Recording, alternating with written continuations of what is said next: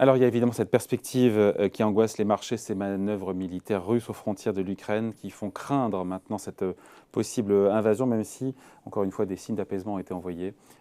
Aujourd'hui, le Kremlin confirme un début de retrait partiel militaire au niveau de la frontière. Bonjour Frédéric Rollin. Bonjour. Pour Pictet Asset Management. Encore une fois, si l'idée c'est de pousser un petit peu, Oui. voilà, d'imaginer les scénarios, encore une fois, les moins roses, qu'est-ce qui se passerait, encore une fois, si, imaginons si le conflit, s'il y a conflit et qui se concentre, j'ai envie de dire, entre l'Ukraine et la Russie, voilà, quel scénario peut mettre ou pas au tapis les bourses? Qu'est-ce qu'on peut imaginer? Alors, effectivement, scénario compliqué, hein, rendu un petit peu plus improbable aujourd'hui, mais pas impossible, parce qu'après tout, on a un retrait partiel des troupes russes, et puis ça peut correspondre aussi au scénario présenté par les Américains, qui disent que la Russie voudrait trouver un prétexte, et finalement dire, voilà, on était en train de se retirer, et puis voilà, les troupes ukrainiennes nous ont provoqué, pourrait justifier justement une agression. Donc je crois que chacun pourra y trouver le meilleur. Nous, on pense qu'effectivement, on peut avoir quand même une intervention russe en Ukraine, mais plutôt concentrée sur la région du Donbass. Voilà, on a vu que la Douma tout à l'heure a redemandé donc, au gouvernement russe de considérer donc, cette région-là comme un territoire russe. Donc voilà, on peut avoir ce type d'intervention. Alors, une invasion à grande échelle, évidemment, aurait beaucoup plus d'impact. Avec intervention de l'OTAN avec, Alors, intervention donc, militaire pour l'instant exclue, mais voilà, on le sait, la Russie exporte, enfin 40% des importations de gaz en Europe sont du gaz russe. Pour l'Allemagne, c'est plus de 60%. Et donc, on a une interdépendance très très forte entre la Russie et l'Europe. Entre le fournisseur et le client. D'un côté, effectivement, eh bien, on a besoin de ce gaz, mais de l'autre côté, c'est quand même des recettes très très importantes pour l'économie russe.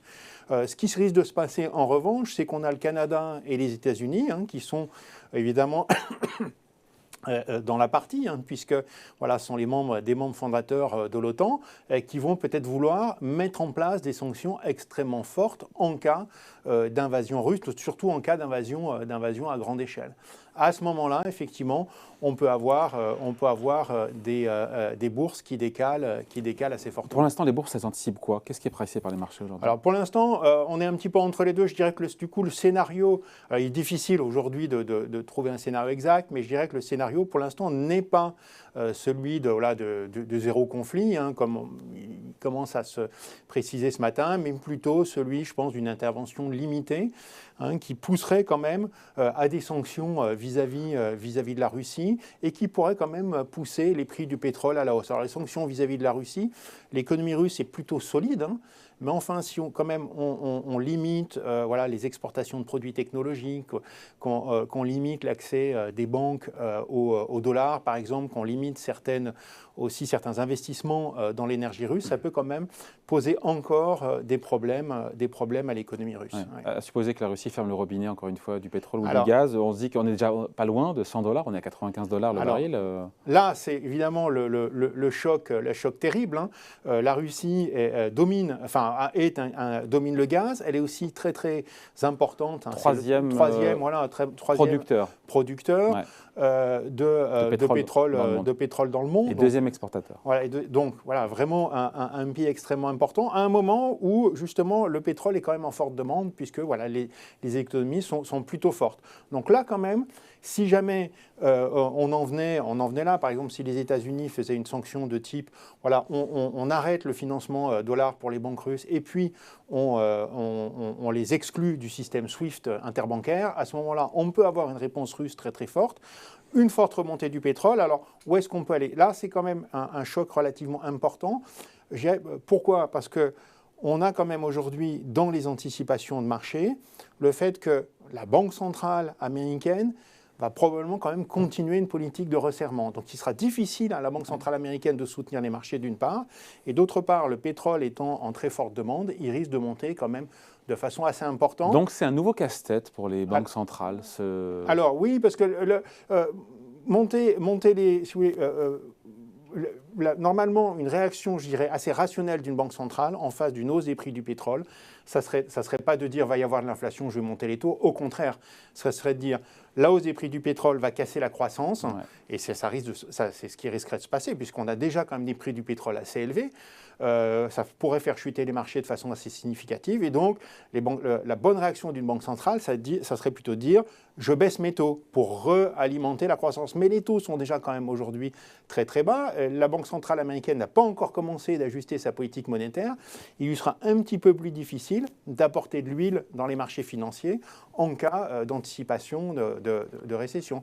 Alors, on se souvient quand même, les chocs géopolitiques ont souvent un impact relativement limité sur les bourses. Quand on prend une liste de chocs géopolitiques, on est autour entre 5 et 10%, mais il y a des chocs géopolitiques qui sont plus importants que d'autres, et notamment l'invasion d'Irak au Koweït, où on a vu quand même ce type de structure, en fait, avec une invasion à laquelle on ne s'attend pas encore, donc un peu surprise quand même si les marchés ont déjà un peu réagi, et qui fait monter les prix du pétrole, qui était alors en forte demande et qui peut casser la croissance. C'était moins 16% quand même sur le S&P, donc c'est pas une menace à négliger aujourd'hui. Les marchés, les segments qui seraient le plus impactés, encore une fois, en cas d'intervention ou de dégradation de la situation géopolitique, je ne sais pas, il y a des secteurs économiques, je ne sais pas, on a parlé du pétrole qui est un segment important. Voilà, il y a toutes les entreprises qui vont être sensibles à l'économie russe, qui exportent spécifiquement en Russie. Vous pouvez aussi avoir l'automobile qui peut être sensible parce qu'il n'y a pas que le pétrole. Il y a aussi les prix de l'aluminium, il y a aussi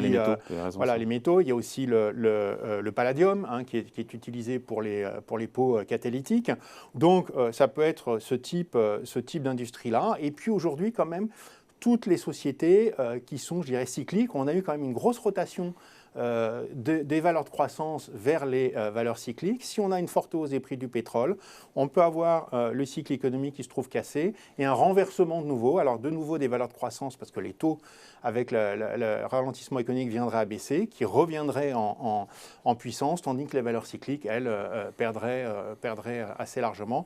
Évidemment, les actions russes, dans ce cadre-là, même si elles ne sont pas très chères, on est sur des... Elles perdent 10% depuis le début de l'année. Voilà, et puis on est sur des multiples de valorisation de l'ordre de 4, 4,5. Donc on a un rendement sur profit qui est quasiment de 20%. Donc ça ne peut pas tellement aller plus bas. Il y a de la value. Voilà, mais alors ça, c'est vraiment de la value.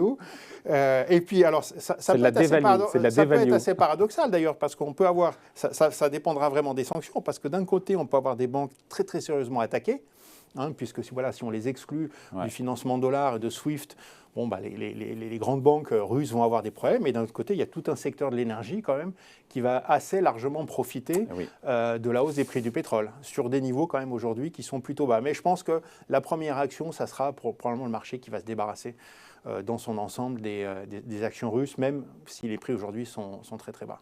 Voilà, merci beaucoup. Explication, point de vue signé Frédéric Rollin pour Pictet Asset Management. Merci Frédéric. Merci.